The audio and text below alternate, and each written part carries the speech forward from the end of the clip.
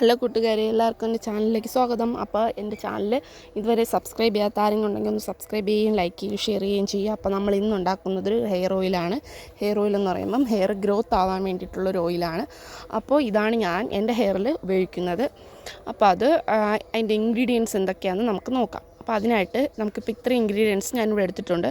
അപ്പോൾ ആദ്യമായി എടുത്തിരിക്കുന്നത് റോസ്മേരിയാണ്. റോസ്മേരി, പിന്നെ കരിഞ്ചീരകം, പിന്നെ ഗ്രാമ്പു, പിന്നെ ഉലുവ, കറിവേപ്പില, പിന്നെ ആര്യവേപ്പില, ചെറിയ ഉള്ളി, അതുപോലെ തന്നെ തുളസിയില, പിന്നെ 2 നെല്ലിക്ക, പിന്നെ എന്താണെന്ന് വെച്ചാൽ എന്താണ്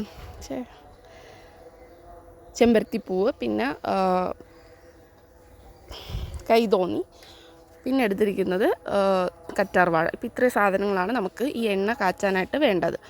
അപ്പോൾ അതിനായിട്ട് ഇത്രയും സാധനങ്ങൾ നമ്മൾ എടുത്തിട്ടുണ്ട്. അപ്പോൾ ഇനി ഇതെന്താ ചെയ്യുന്നത് വെച്ചാൽ നമ്മൾ ഇതൊന്ന് ചതച്ചെടുക്കുകയാണ് ചെയ്യുന്നത്. ഒരു ഇടികല്ല് ഉപയോഗിച്ചിട്ട് നന്നായിട്ടൊന്ന് ചതച്ചെടുക്കുക. മുഴുവനോട് ഇട്ടാൽ അതിൻ്റെ റിസൾട്ട് കിട്ടില്ല. നമുക്കിത് നന്നായിട്ടൊന്ന് ചതച്ചെടുക്കാം. അപ്പോൾ ചതച്ചെടുത്തിട്ടുണ്ട്. ഇതെല്ലാം ചതച്ചെടുത്തപ്പോൾ ഇത്രയും ഉണ്ടായിരുന്ന സാധനങ്ങൾ ചതച്ചപ്പം അത് ഈ ഒരു 4 പോർഷനായിട്ട് മാറിയിട്ടുണ്ട്. അപ്പോൾ നമ്മൾ അതിന് മുന്നേ എണ്ണ ചൂടാക്കാൻ വച്ചിട്ടുണ്ടായിരുന്നു. അപ്പോൾ എണ്ണ ചൂടാക്കാൻ വെച്ചു. 1/2 കിലോ വെളിച്ചെണ്ണയാണ് ഞാൻ എടുത്തിരിക്കുന്നത്.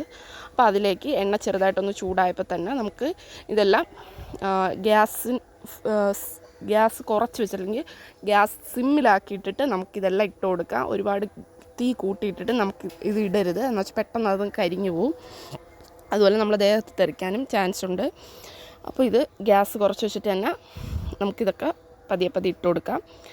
എന്നിട്ട് നമുക്ക് നന്നായിട്ടൊന്ന് ഇളക്കി കൊടുക്കുക. അടിക്ക് പിടിക്കും, നന്നായിട്ടൊന്ന് ഇളക്കി കൊടുക്കുക. അപ്പോൾ ഇപ്പോൾ കുറച്ച് നേരം കഴിഞ്ഞപ്പോൾ തന്നെ ഈ ഒരു ടെക്സ്ചർ ആയിട്ടുണ്ട്.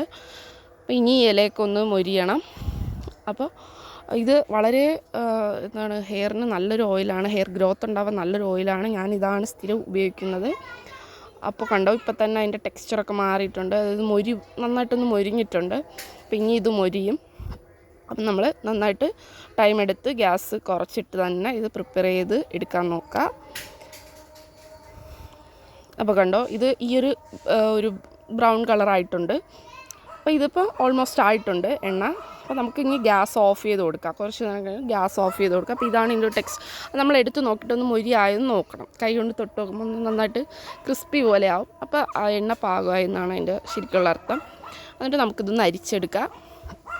അരിച്ച് ഒരു പാത്രത്തിലേക്ക് മാറ്റുക. എന്നിട്ട് നല്ലൊരു